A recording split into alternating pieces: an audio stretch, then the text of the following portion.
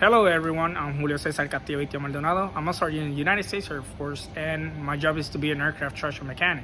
For today's video, I'm going to be talking about military budget and specifically why we should keep investing the money in our military equipment and how to maintain it. The audience today is going to be composed of... I'm Miguel Acuna. And I'm Airman Blaze. Thank you. For the fiscal year 2022, the military budget was $500 billion. $71 billion were dedicated specifically to the United States Air Force, according to UnitedStatesSpending.gov.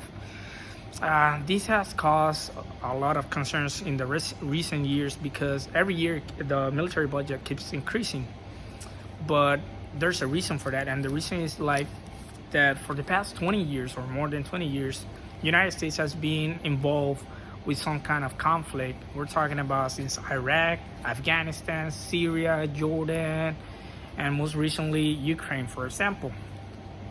For this reason, our equipment has been in more demand than ever, meaning that we have been utilizing it way more.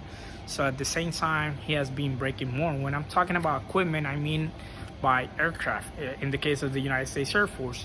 I'm also talking about battleships in the Navy and like tanks in the Army and so on. So the thing is, like, since the demand has increased, they tend to break more. So we need to keep investing way more money on them to fix them. At some point that we have to come up with the preventative maintenance, meaning that we have to like inspect these equipments for us to like fix them before they even break.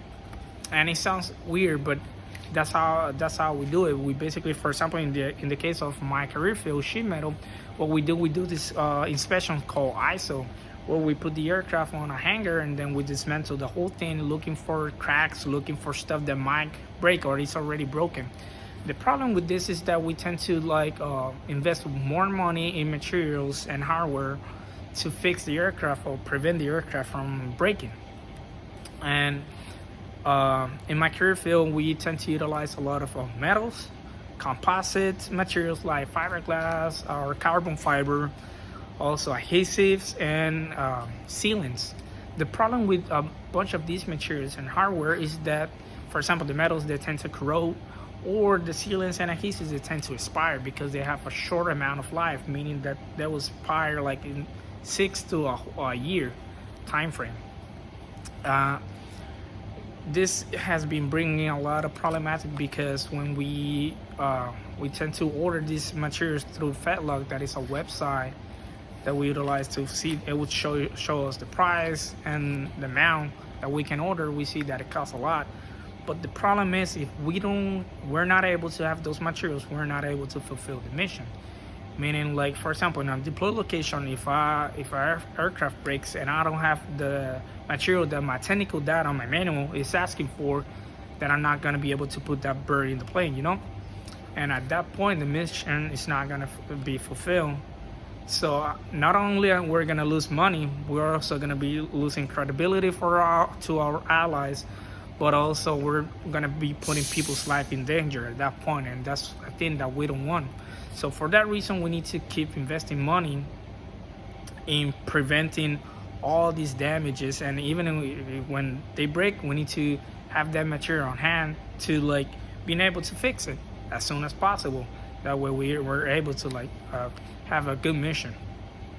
The problem with this is, like I mentioned before, they tend to expire, but we have been able to find some ways to get something back from it. For example, with the metals, when we order metal, it comes in a big sheet that we're not able to utilize completely on a whole repair. But we have found ways to utilize the entire thing in the maximum level, meaning that we utilize the leftover of the material that's not used for the repair, and for example, training.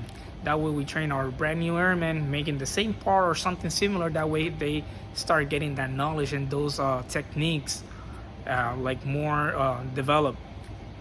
Also, whatever is left over from that, we're able to recycle it and try to get some kind of money back from it. That way not everything goes to waste. the bad thing is like when we talk about like paints and some kind of sealants and adhesives, it's sad, but we're not able to like recycle those, so we will have to just dispose of them.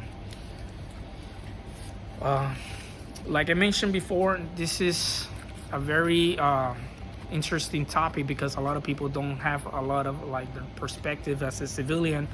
It's not very knowledgeable, and the thing is like, because we spend the last 20 to 30 years being focused on some kind of conflicts, we forgot that other countries have been starting to increase their military budget at the same time their military capacity, meaning that now we need to keep investing in maintaining what we have to stay on top. So basically it's a money game. We need to keep investing to stay on top, like I just mentioned before. So another example is like a lot of people talk about the private sector, like the private sector is able to do what we do, and that's a common mistake, because I have a lot of colleagues or ex-colleagues in this case that they get out, they go to the private sector, and like what they tell me is like they get paid more for doing way less than what we do, and this is only something that we're able to do to maintain our aircraft and our equipment for how long we do, and it's super nice. For example, let's take the B-52, the bomber B-52. It was put in service in around 1952, and it's not planned to be retired until the 2050.